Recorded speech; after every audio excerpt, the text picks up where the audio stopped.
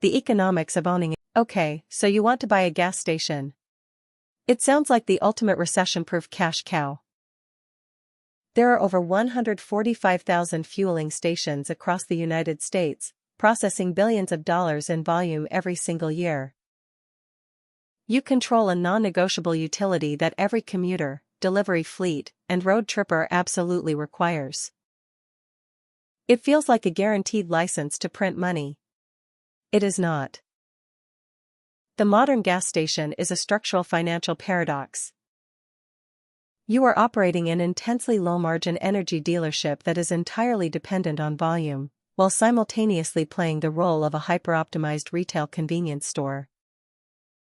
Welcome back to F-Channel Finance. Today, we are analyzing the raw financial architecture of owning a gas station, where a $3 million upfront acquisition meets a brutal battle over pennies per gallon. To survive in this industry, an owner must look past the millions of gallons flowing through their underground tanks. You have to survive predatory fuel supply agreements, absorb crippling credit card swipe fees, and manage terrifying environmental liabilities that sit right beneath your customers' tires. Part 1: The Fuel. Let's expose the biggest myth in retail energy: gas stations do not make their money from selling gas. When you see fuel prices spike to $4 a gallon at the pump, you assume the owner is getting rich. In reality, the average gross margin on a gallon of fuel sits between a tight 25 and 35 cents. And that is before a single operating expense is paid. The true margin killer is the credit card swipe fee. Over 85% of consumers pay for fuel at the pump using a credit card. If gas is $3.75 a gallon and the credit card company charges a standard 2.5% processing fee, that merchant swipe fee devours over 9 cents per gallon. Instantly, your 32-cent gross margin is slashed to 23 cents. Now factor in the rest of your fixed overhead. Once you subtract fuel transport costs, equipment depreciation, corporate brand royalties, and the electricity required to run high-volume turbine pumps 24 hours a day, the actual net profit on a gallon of gas often collapses to a mere 3 to 7 cents. If your station sells a healthy volume of 130,000 gallons a month, you walk away with just $6,500 in net fuel profit. That barely covers your basic property lease. Part 2: So how does a gas station owner actually build wealth?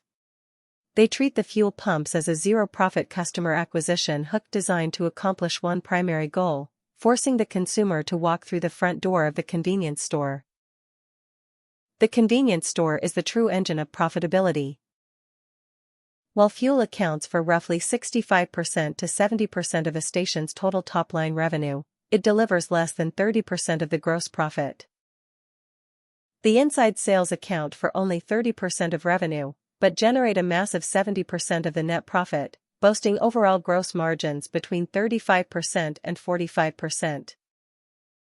The margins on individual convenience items are astronomical compared to fuel.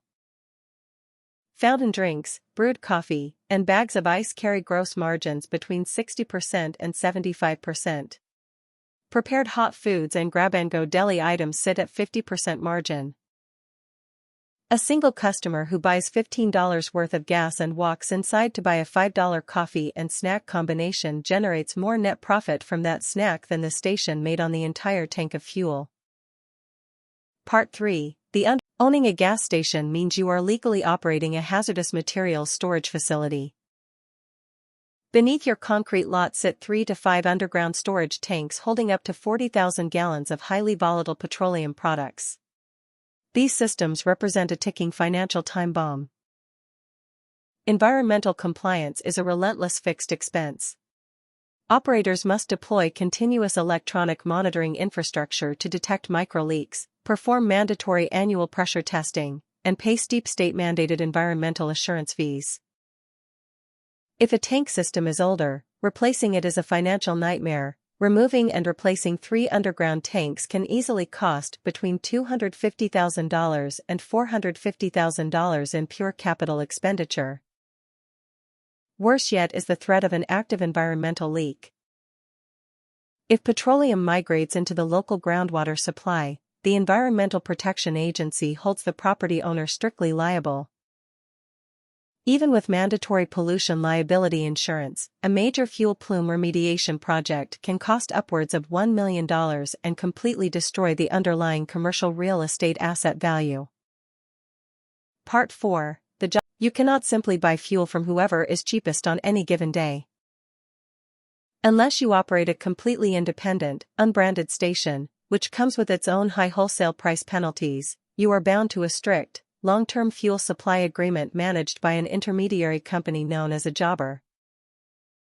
These jobber contracts are notoriously rigid, often locking owners into exclusive 10 to 20-year terms. Under a delivered-to-lessee pricing model, the jobber dictates the daily wholesale price you pay. This means if a competitor down the street is buying unbranded fuel cheaper, they can underprice you at the pump by 10 cents, forcing you to match their price and sell fuel at a literal net loss just to maintain your store traffic. Jobber agreements also enforce strict minimum volume quotas. If your contract states you must buy 100,000 gallons a month, and a local construction project shuts down your main access road, causing your volume to drop to 70,000 gallons, the jobber can hit you with severe short delivery financial penalties or revoke your corporate fuel branding entirely. The bottom line: owning a gas station is not a passive investment, it is a complex logistics, real estate, and retail optimization game.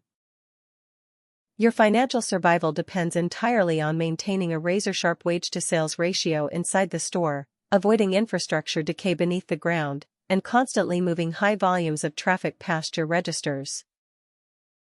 If you found this realistic breakdown of retail energy economics helpful, hit that like button and subscribe to Channel Finance. Let me know in the comments, would you ever take on the hidden risks of owning a neighborhood gas station?